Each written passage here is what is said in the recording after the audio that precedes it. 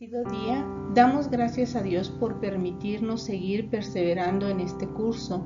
Le pedimos derrame sobre nosotros el Espíritu Santo para que podamos comprender su palabra.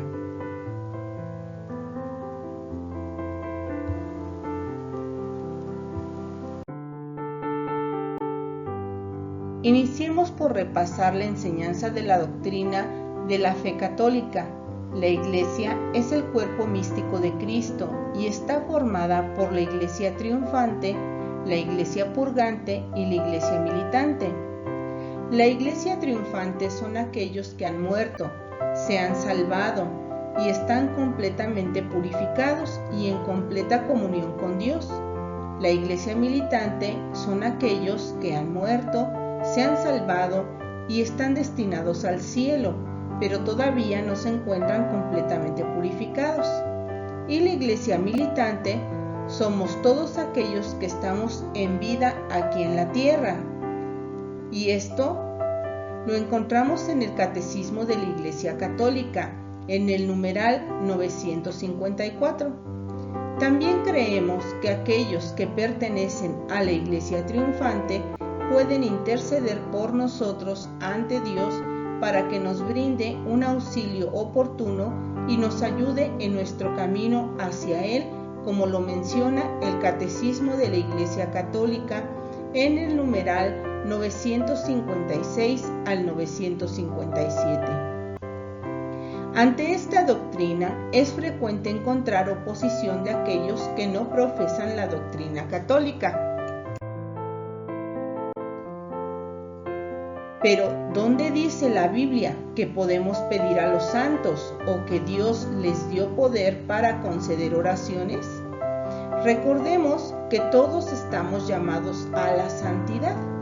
Leemos en el libro de Levítico, en el capítulo 11, versículo 44, «Sed santos, pues yo soy santo».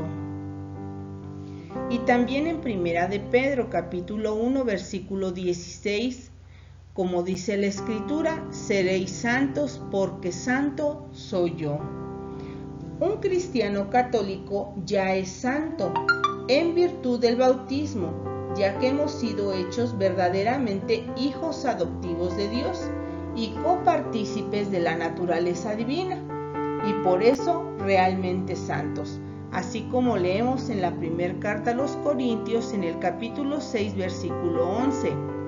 Pero habéis sido lavados, habéis sido santificados y habéis sido purificados en el nombre del Señor Jesucristo y en el Espíritu de nuestro Dios. Ahora, en la carta de Pablo a los Efesios, en el capítulo 6, versículo 18, leemos: siempre en oración y súplica, orando en toda ocasión en el Espíritu, velando juntos con perseverancia e intercediendo por todos los santos.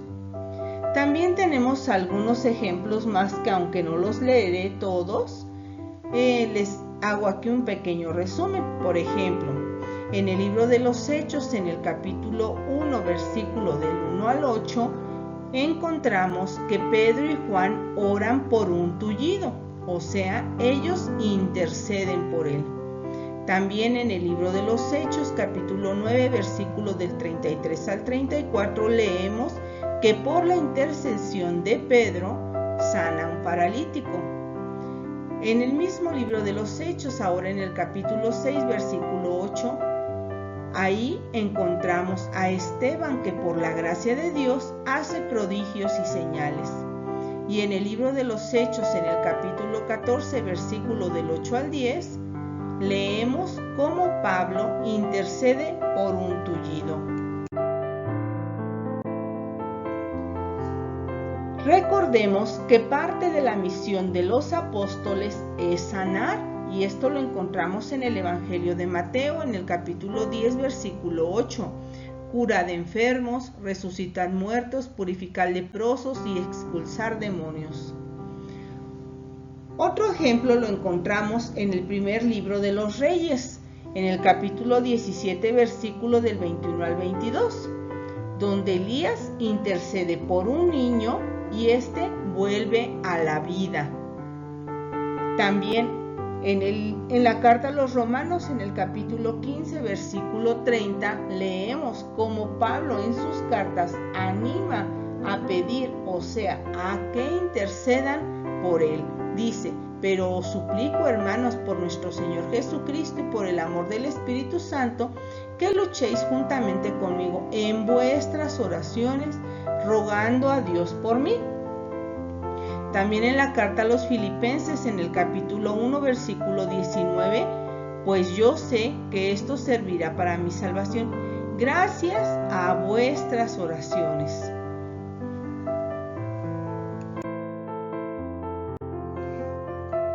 Y también Pablo, él intercede con sus oraciones.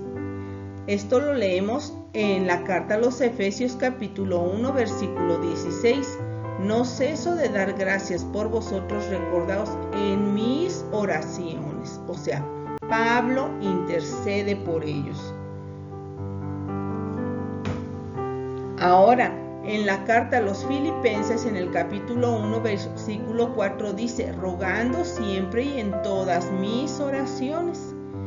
Primer carta a los Tesalonicenses, capítulo 1, versículo 2. En todo momento damos gracias a Dios por todos vosotros, recordad sin cesar en vuestras oraciones. Aquí tenemos varios ejemplos donde Pablo, a través de sus oraciones, intercede por los demás. Pero también Pablo invita a los fieles a interceder por toda la humanidad. Por ejemplo, en la carta a los Colosenses, en el capítulo 3, versículo 1 y versículo 9, dice: damos gracias sin cesar a Dios Padre de nuestro Señor Jesucristo por vosotros en nuestras oraciones. Por eso tampoco nosotros dejamos de rogar por vosotros desde el día que lo oímos y de pedir que lleguéis al pleno conocimiento de su voluntad con toda sabiduría e inteligencia espiritual. Ahora, en la primera carta a Timoteo, en el capítulo 2, versículo 1, leemos: ante todo, recomiendo que se hagan plegarias, oraciones y súplicas y acción de gracias por todos los hombres.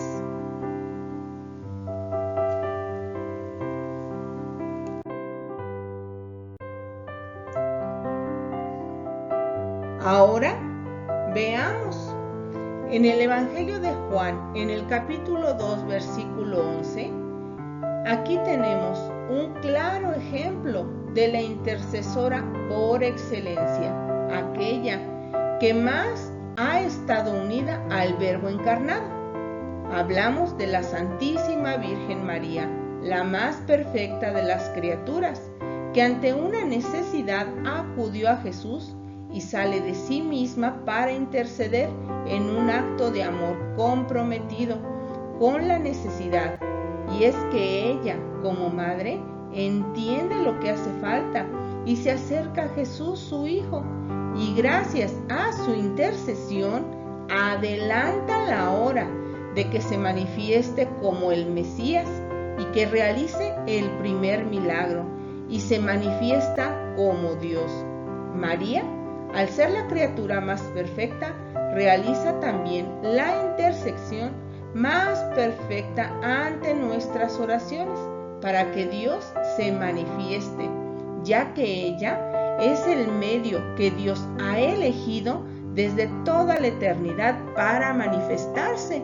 Esto lo vemos cuando realiza su primer milagro en las bodas de Caná. Dice claramente que María estaba ahí y que Jesús le dice: todavía no ha llegado mi hora. Sin embargo, María logra que Jesús manifieste su gloria y que adelante su hora de manifestarse. Pero, ¿por qué pedirle intercesión a los que ya han muerto? ¿Que acaso son omnipresentes para estar en todo el mundo al mismo tiempo como Dios? Esas son preguntas que muchas veces nos cuestionan.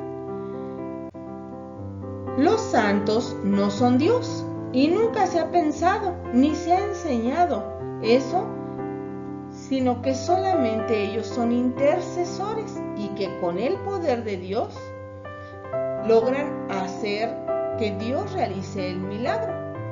Y la misma Biblia lo confirma. Por ejemplo, en la carta a Santiago, en el capítulo 5, versículo 16, nos dice: la oración ferviente del justo tiene mucho poder. También hay que tener presente que al estar unidos a Cristo, esta vida no cesa ni se interrumpe con la muerte, sino que se llega a su plenitud. Y los que ya han muerto pueden seguir intercediendo por nosotros, ya que Dios no es un Dios de muertos, sino un Dios de vivos. Y esto lo leemos en el Evangelio de Mateo, en el capítulo 22, versículo 32. Yo soy el Dios de Abraham, el Dios de Isaac y el Dios de Jacob. No es un Dios de muertos, sino de vivos. Por eso creemos que quienes mueren en gracia de Dios pasan a gozar de su presencia y desde ahí pasan a formar parte de la comunidad de amor, a la que llamamos iglesia, que es el cuerpo de Cristo. Y no es que esté desmembrado al morir, sino que sigue en comunión, incluso de una manera más intensa. Por lo tanto, no pierde la capacidad de hacer peticiones a Dios, y ahora con mucho mayor fervor, porque están en la plenitud del amor con Dios. Así como nos lo dice la primera carta a los Corintios, en el capítulo 13, versículo 8. La caridad nunca acaba. Y si nos preguntamos, ¿cómo pueden escucharnos y estar en todos los lugares al mismo tiempo? Bueno, pues Pablo en su carta a los Filipenses, en el capítulo 1, versículo 23 dice: me siento apremiado por las dos partes. Por una parte deseo partir y estar con Cristo, lo cual ciertamente es mucho mejor. Aquí vemos como Pablo claramente está convencido de que si él muere, estaría junto a Jesús. Y Jesús, siendo Dios, él puede estar en todas partes. Entonces, si los santos están junto a él, incluso la misma Biblia nos narra que en el libro de los Hechos, como alguien que ha experimentado la muerte nos puede escuchar. Y en este ejemplo, Pedro, después de orar, o sea, después de interceder, resucita a Tabita, que está ya muerta. Y ella no solo le escucha, sino que además le obedece por el poder de Dios mediante su intercesión. Y esto lo encontramos en el libro de los Hechos, en el capítulo 9, versículo 40. Pedro hizo salir a todos, se puso de rodillas y oró. Después se volvió al cadáver y dijo: Tabita, levántate. Ella abrió los ojos y al ver a Pedro se incorporó. Otros ejemplos donde vemos la intercesión de los santos que ya han experimentado la muerte la encontramos en el libro del Apocalipsis.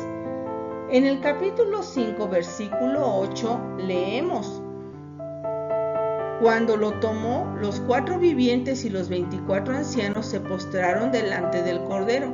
Tenían cada uno una cítara y copas de oro llenas de perfumes, que son las oraciones de los santos. Observemos que estaban delante de Jesús, las oraciones de los santos, y recordemos que santos somos todos los bautizados. Por lo tanto, presentan las oraciones de toda la iglesia. Ahora, en el mismo libro del Apocalipsis, pero ahora en el capítulo 8, versículo del 3 al 4, leemos: Otro ángel vino y se puso junto al altar con un badil de oro. Le dieron muchos perfumes para que con las oraciones de todos los santos los ofreciera sobre el altar de oro colocando delante del trono. Y por mano del ángel subió delante de Dios la humareda de los perfumes con las oraciones de los santos. Y dice claramente las oraciones de todos los santos.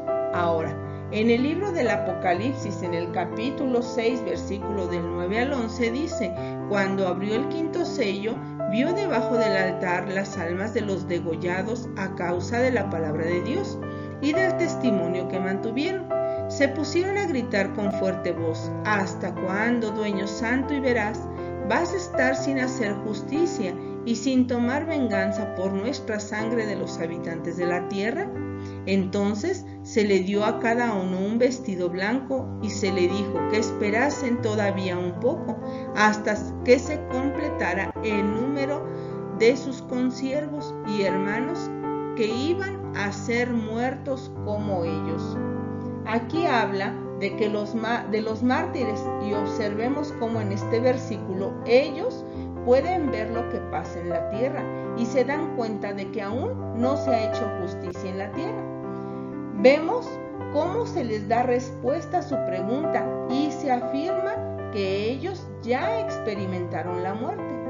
Al dar respuesta a todas estas objeciones, aquellos que no profesan la doctrina de la Iglesia Católica, entonces ahora nos cuestionan con las reliquias. ¿Y qué es una reliquia? Del latín relice, que significa remanente del cuerpo de santos o beatos. En sentido amplio se incluyen objetos de los santos o beatos que han utilizado durante su vida o que han tocado las reliquias. Las reliquias pueden ser de 3 grados. De primer grado es un fragmento de su cuerpo. De segundo grado, un fragmento de su ropa o algún objeto que el santo usó durante su vida.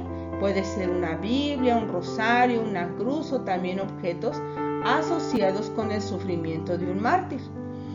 Y de tercer grado, cualquier objeto que ha tocado una reliquia de primer grado o la tumba de un santo.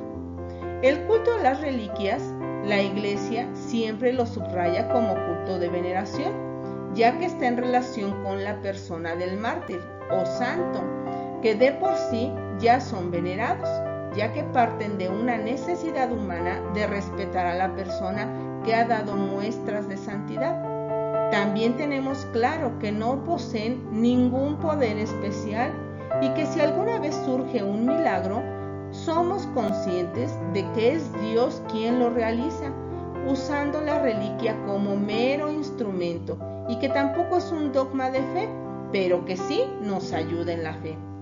Y si bien no es un dogma de fe, Dios no necesita ni la vara de Moisés, ni al propio Moisés para hacer milagros, sino que más bien Dios ha querido valerse de ambos.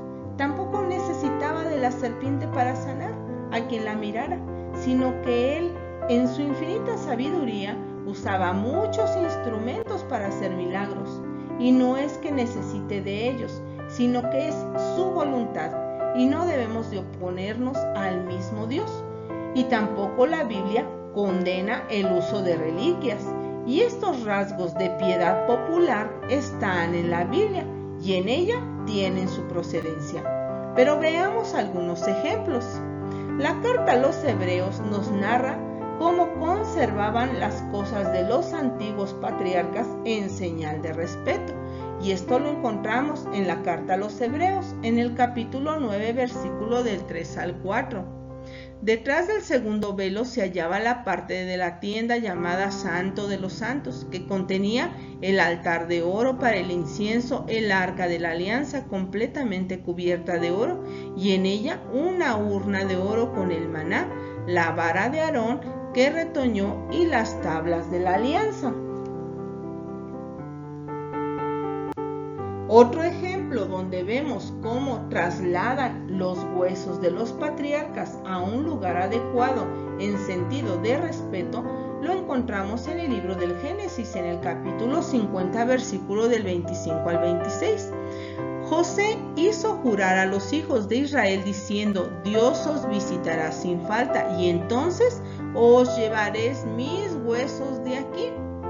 Ahora, en el libro del Éxodo, en el capítulo 13, versículo 19, dice: Moisés tomó consigo los huesos de José, pues éste había hecho jurar solemnemente a los israelitas diciendo: ciertamente Dios os visitará, y entonces llevaos de aquí mis huesos con vosotros.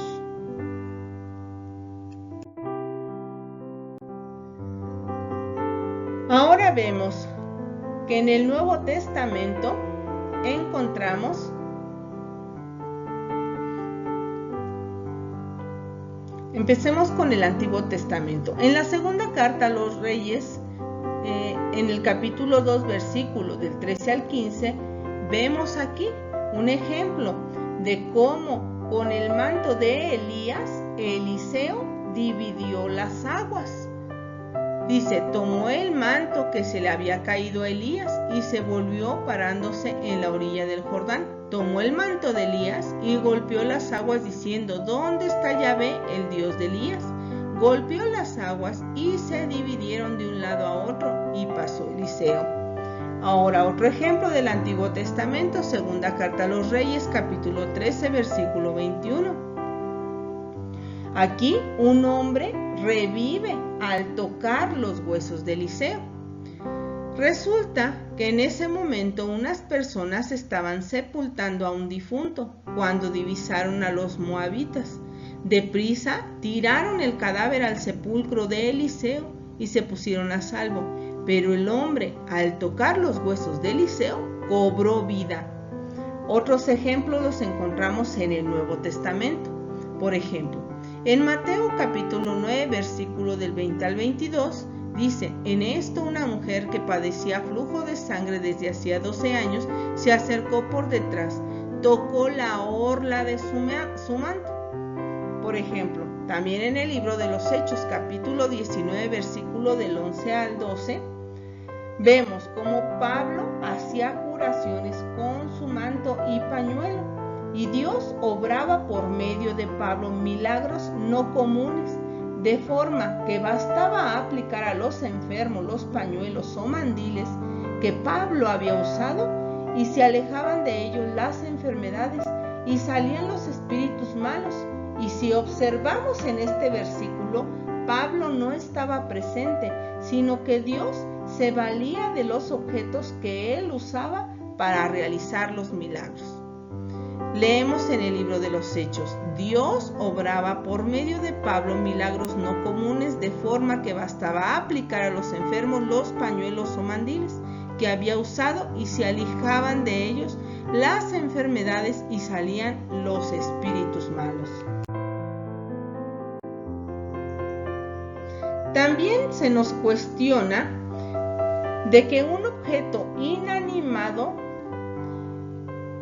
haya llegado a elevarse a la categoría de santo, y nos argumentan que solo Dios es santo. Y si fuera cierto esta falsa doctrina, pues entonces sería difícil poder explicar estas citas bíblicas. Por ejemplo, en el libro del Éxodo, en el capítulo 30, versículo 31 al 32, y en el versículo 35 dice: hablarás a los israelitas diciendo: este será para vosotros el óleo de la unción sagrada. De generación en generación no debe derramarse sobre el cuerpo de ningún hombre. No haréis ningún otro de composición parecida a la suya. Santo es y lo tenéis por cosa sagrada. Y aquí nos está hablando del óleo y nos dice: santo es. Otro ejemplo lo encontramos en Éxodo capítulo 29, versículo 37. 7 días harás la expiación por el altar y lo santificarás. El altar será cosa sacratísima, o sea, santo. Todo cuanto toque el altar quedará consagrado. Y vemos cómo llama al altar santo y a cualquier cosa que lo toque. Ahora vemos en el segundo libro de Crónicas, en el capítulo 35, versículo 3, que dice: pongan el arca santa en la casa que construyó Salomón. Aquí vemos cómo llama al arca santa. Y de todo esto nos habla el Catecismo de la Iglesia Católica en el numeral 1667. San Jerónimo nos dice: no adoramos las reliquias de los mártires, sino que desde ellas adoramos a aquel Dios por quien fueron mártires. Como hemos visto, en la Sagrada Escritura no existe ningún pasaje que mencione que esté prohibida la intercesión de los santos, ni la veneración de ellos, ni a sus reliquias. Y es que desafortunadamente para los desconocedores de la fe de la Iglesia Católica llegan a argumentar que es pecado de idolatría pedir a alguien que no sea Cristo, ya que Él es el único mediador entre el Padre y los hombres, y argumentan en la carta a Timoteo. En el capítulo 2, versículo 5, dice: porque hay un solo Dios y también un solo mediador entre Dios y los hombres, Cristo Jesús. Pero aquí se habla de un solo mediador de salvación, y en este sentido solamente Jesucristo nos da la salvación, y Él es el único en el cual Dios y el hombre son conciliados. Los católicos no creemos que los santos nos salvan, sino que solamente interceden por nosotros. Concluyo con esta cita bíblica. En la primera carta a Pedro, en el capítulo 3, versículo 12, dice: pues los ojos del Señor miran a los justos y sus oídos escuchan su oración. Dios los bendiga, hermanos.